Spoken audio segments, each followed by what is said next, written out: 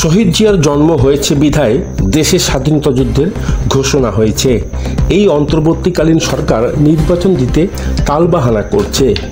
নীলফামারী ডিমলা উপজেলা বিএনপি আয়োজিত গণসংবর্ধনা এবং জনসভায় এই কথাগুলো বলেন নীলফামারী জেলা বিএনপির সাবেক সভাপতি এবং সাবেক সংসদ সদস্য, সদ্য কারামুক্ত জননন্দিত নেতা ইঞ্জিনিয়ার শাহরিন ইসলাম চৌধুরী তুহিন। আনিসুজ্জামান মানিকের ভিডিও চিত্রে বিশেষ প্রতিবেদন।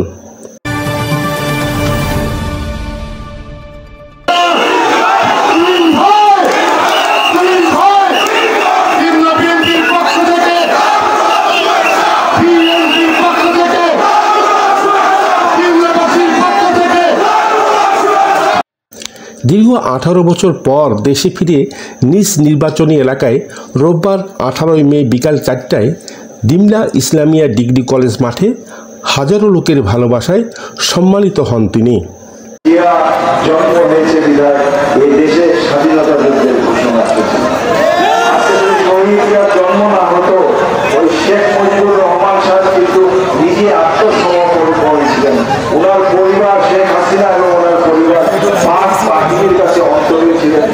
প্রতি মাসে তারা ভাতা গ্রহণ করতেন।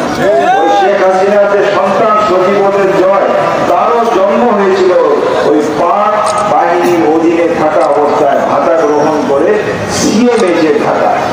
তো আপনি বলেন, আর জিয়াউর রহমান সাহেব তখন যুদ্ধ ঘোষণা করেছেন তাদের বেতার কেন্দ্র থেকে।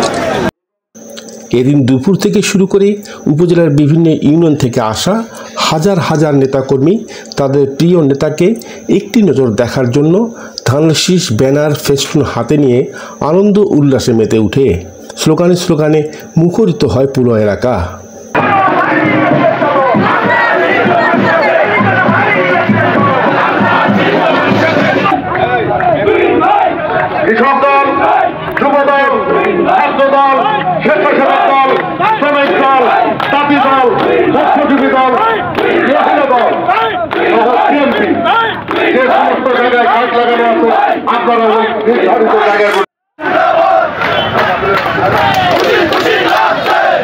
আমাদের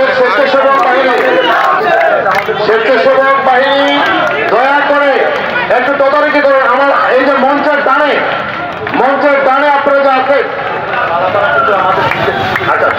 মঞ্চের ডানে যারা আছেন দয়া করে চেয়ারে বসে পড়ুন। জনসমাবেশকে ঘিরে মাঠের পুরো এলাকা জুড়ে দলীয় নেতাকর্মী ছাড়াও সাধারণ মানুষের উপস্থিতি ছিল চোখে পড়ার মতো। পুরো কলেজ মাঠটি জনসমাগমে কানায় কানায় পরিপূর্ণ হয়ে জনসমুদ্রে পরিণত হয়।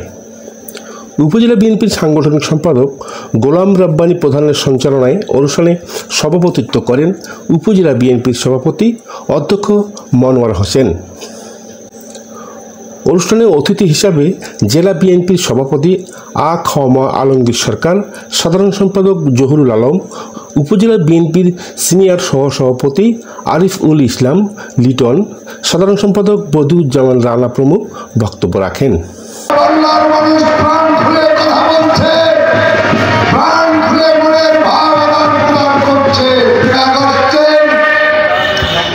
সেই সংগ্রামের নিহত সকল শহীদদের প্রতি জানাই রক্তিম সালাম, বিপ্লবী সালাম। এছাড়াও ডোমার উপজেলা বিএনপির সভাপতি রিয়াজুল ইসলাম কালু, সাধারণ সম্পাদক আখতারুজ্জামান সুমন, পৌর বিএনপির সভাপতি আনিসুর রহমান আনু, সাধারণ সম্পাদক মোজাফর আলী, জেলা যুবদলের সাধারণ সম্পাদক শাহাদাত হোসেন চৌধুরী, পৌর বিএনপির সাধারণ সম্পাদক অ্যাডভোকেট আল মাসুদ চৌধুরী সহ উপজেলা বিএনপি এবং সহযোগী অঙ্গ সংগঠনের নেতাকর্মীগণ উপস্থিত ছিলেন। অনুষ্ঠানে প্রধান অতিথি ইঞ্জিনিয়ার শাহরিন ইসলাম চৌধুরী বলেন, ফ্যাসিস্ট আওয়ামী লীগ সরকারের বৈষম্যমূলক আচরণের মাধ্যমে মানুষের ভোটের অধিকার কেড়ে নিয়েছে। এলাকার হিন্দু, বৌদ্ধ, খ্রিস্টান সবাইকে সাথে নিয়ে এগিয়ে যেতে চান তিনি। আমি অনুরোধ করতে চাই যে আমাদের বিএনপির নেতৃত্ব যারা আছে, আমি যেহেতু একজন ইঞ্জিনিয়ার, আমার অনেক ইঞ্জিনিয়ার বন্ধু বান্ধব আছে যারা সরকারের বিভিন্ন পদে চাকরি করে।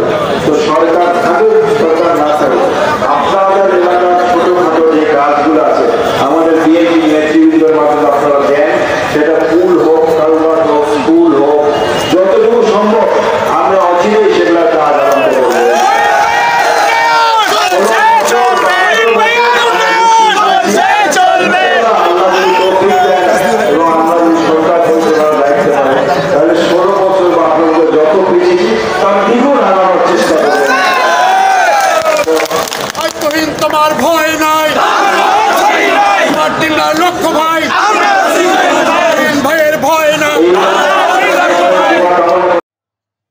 আনিসুর রহমান মানিক, সালকি নিউজ।